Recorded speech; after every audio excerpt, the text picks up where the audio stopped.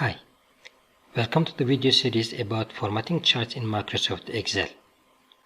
In grade 10, we have learned how to insert chart for a specified data.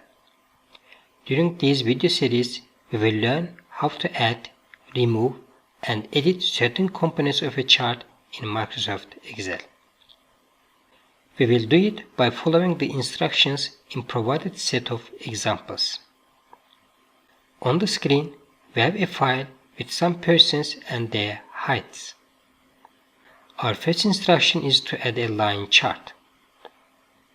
First step in adding charts is to select the data we are interested in. To insert it, we need to click on an Insert tab in a ribbon. There are few options to add a line chart. We will follow the most straightforward one. In a Charts section of the tab, we click on an arrow next to Insert Line or Area Chart.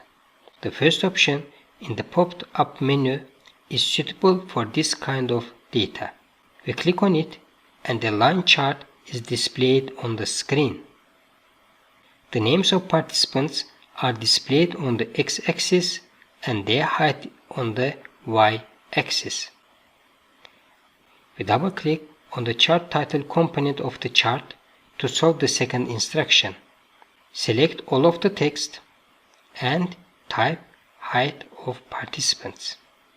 Third and fourth instructions are about changing the text for both of the axis titles. None of them are displayed on the chart for now. With our chart selected, we can see two extra tabs in a ribbon: Design and Format. With the Design tab being selected, we click on Add Chart Element icon to display list of components for us. In the axis titles, we select the primary horizontal. A text axis title displayed now, just under the participant names of the chart. We change its text to Participants. We repeat similar steps to add primary vertical axis title and change the text to height. From the grid lines in the Add Chart Element menu, we can decide the grid lines we want to be displayed. Our instruction is to display only the vertical ones. Now we can deselect the rest of the grid lines and leave only the primary major vertical one. In the Data Labels submenu, we can decide the position of data labels. Data labels are the values of each point on the chart. Our instruction is to display them above the line, so we select the appropriate option. We can click on one of the labels once to select all of them. And from Home tab, we can change their color and style. We need to make them green and italic.